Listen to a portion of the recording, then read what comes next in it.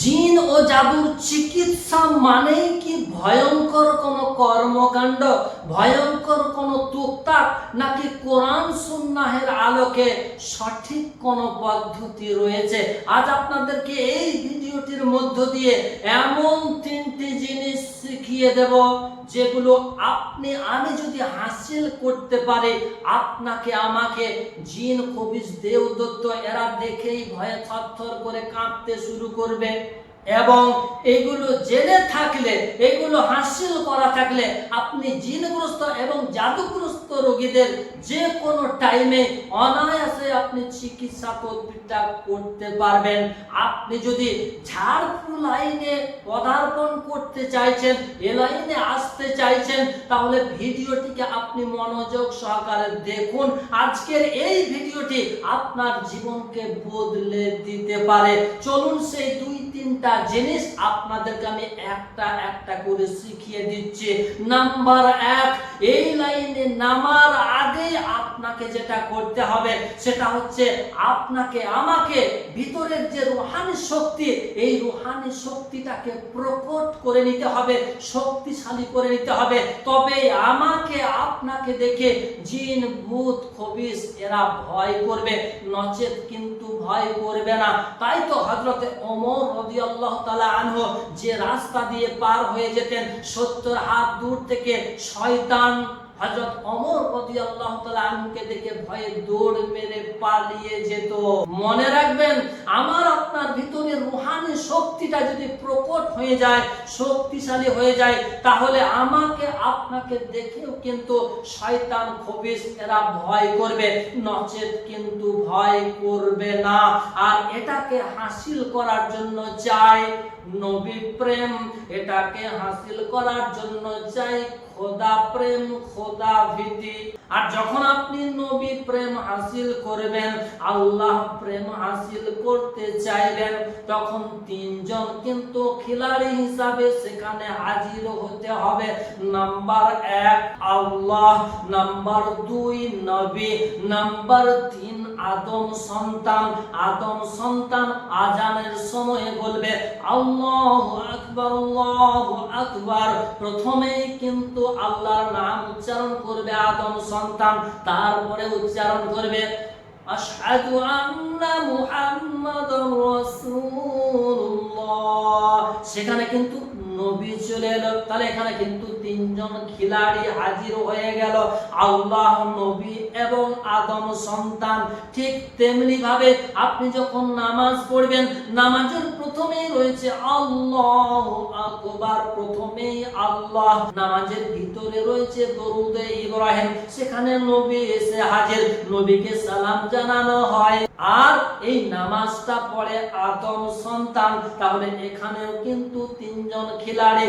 এইভাবে আপনি যতগুলো কাজ ইবাদত আকারে করবেন, আল্লাহ, নবী এবং আদম, এই তিনজন খিলাড়ি কিন্তু সেখানে থাকবে। এজন্য প্রথমেই আমাদেরকে আল্লাহ এবং নবীর প্রেম হাসিল করতে হবে। আর নবী প্রেম হাসিল করতে গেলে আমাদেরকে দরুদটা বেশি বেশি পাঠ করতে হবে। আমি যদি বেশি বেশি দরুদে নজরানা নবীকে পেশ করে, নবী আমার প্রতি খুশি হয়ে যাবেন। আমি যদি হামদ ও সানা বেশি বেশি পাঠ করে, আমার আল্লাহ আমার প্রতি খুশি হয়ে যাবে। এই লাইনে নামার আগে যে কাজটি আমাদেরকে হাসিল করতে হবে সেটা হচ্ছে রুহানি শক্তি। যখন আমি বেশি বেশি নামাজ পড়ব, যখন আমি বেশি বেশি কোরআনের তেলাওয়াত করব, যখন আমি বেশি বেশি তাসবিহ তাহলিল করব, তখন আমার ভিতরের রূহটা আনন্দে ভরপুর হয়ে যাবে। মনে রাখবেন, রূহের খাদ্য হচ্ছে জিকির। আর আল্লাহ পাক রব্বুল আলামিন কোরআনের মধ্যে ঘোষণা করেছেন ওয়ালা যিকরুল্লাহি আকবার, জিকির হচ্ছে সবচাইতে বড় ইবাদত। যত বেশি বেশি আপনি আমি জিকির করব, তত বেশি আমাদের ভিতরে রুহানি শক্তিটা বৃদ্ধি হবে। যখনই রুহানি শক্তিটা বৃদ্ধি হয়ে যাবে, তখন কিন্তু জিন খবিশ দেবদত্ত এরা আমাদেরকে দেখে ভয়ে কাঁপতে শুরু করে দেবে। এরপরে যে জিনিসটা জিনিসটার প্রয়োজন, সেটা হচ্ছে আল কোরআন। আল্লাহ পাক রব্বুল আলামিন কোরআনের মধ্যে ঘোষণা করেছেন, ওয়া নুনাজ্জিলু মিনাল কোরআনি মা হুয়া শিফাউ ওয়া রাহমাতুল লিল মুমিনিন। আমি মুমিন বিশ্বাসী বান্দাদের জন্য এই কোরআনটিকে রোগ মুক্তি এবং রহমত স্বরূপ নাজিল করেছি। এই কোরআন থেকে রহমত এবং আরোগ্য লাভ করতে পারবেন মুমিন ব্যক্তিরা। উল্টো দিকে আল্লাহ পাক রব্বুল আলামিন বলেন, ওয়ালা ইয়াজিদুয যালিমিনা ইল্লা খাসারা।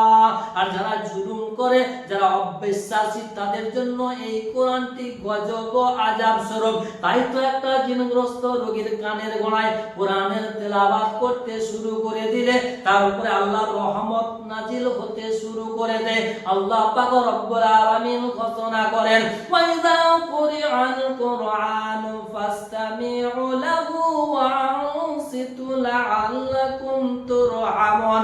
যখন কোরআন পড়া হয় মনোযোগ সহকারে শ্রবণ করো, নিশ্চুপ থাকো, যাতে করে তোমাদের উপর আমার রহমত অবতীর্ণ হয়।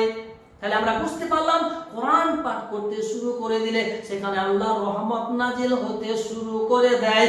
আর জালিম ওই ব্যক্তিটা, মানে ওই রোগীটার ভিতরে যে জিনটা ঢুকে থাকে, সে কিন্তু জুলুম করেনাওয়ালা জালিম, তাই তার প্রতি মানে আযাব আসতে শুরু করে দেয়।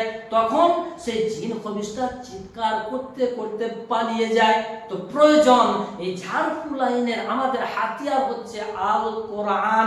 এই জন্যই আল কোরআনকে আমাদেরকে বেশি বেশি পাঠ করা এবং বিশেষ বিশেষ কিছু সূরা রয়েছে, কিছু আয়াত রয়েছে, সেগুলোকে মুখস্থ করা।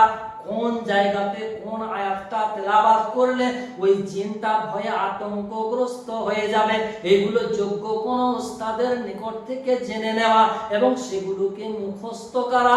এবং মুখস্থ করার পরে জিন যখন কোন রোগীর শরীরে হাজির হয়ে যাবে তখন বাস্তবে সেটাকে বাস্তবায়ন করা। যখনই আপনি বাস্তবায়ন করবেন তখন জিনটা চিৎকার করতে করতে সেখান থেকে পালিয়ে যাবে। আমাদের রূহানি শক্তিটা যদি প্রকট হয় তাহলে আমাদের দোয়া কালামে কাজ হবে। সবশেষে আমি যেটা বলতে চাই, আমি আপনি যদি হারামখোর ব্যক্তি হয়ে থাকে, আমার আপনার ফুতে কোনো কাজ হবে না। ভালো করে মনে রাখবেন, আপনার আমার পেটে যদি হারাম মাল থাকে, আমি আপনি যদি অবৈধ পন্থায় অবৈধ রাস্তাতে চলতে থাকি, তাহলে কিন্তু সেটা আল্লাহ আর রাসূলের পথ হলো না। এজন্যই খোদা ভীতি, আল্লাহ প্রেম, দিনদার পরেশগারি আমাদেরকে হাসিল করতে হবে। তবে আমাদের দোয়া কালামে ফুতে কাজ হবে, নচেত কিন্তু কাজ হবে না। আর সবশেষে আপনাদেরকে যেটা আমি বলতে চাই, যোগ্য একজন উস্তাদ তালাশ করে এই ধরনের আমলগুলো করবেন। উস্তাদ তালাশ না করে নিজে নিজেই আপনি যদি এগুলো করতে যান তাহলে ভয়ঙ্কর বিপদের সম্মুখীন হয়ে যেতে পারেন। এজন্যই যোগ্য একজন উস্তাদ তালাশ করে তারপর আপনি এই লাইনে পদার্পণ করবেন। তাছাড়া আপনি এই লাইনে সাকসেসফুল হতে পারবেন না, সফলতার চরম শিখরে পৌঁছাতে পারবেন না। এগুলো আমি আপনি যদি হাসিল করতে পারি তাহলে সমস্ত মখলুক আমাদেরকে দেখে ভয় করবে। জিন, ভূত, দেবদূত এরা আমাদেরকে দেখেই ভয়ে দৌড় মারবে।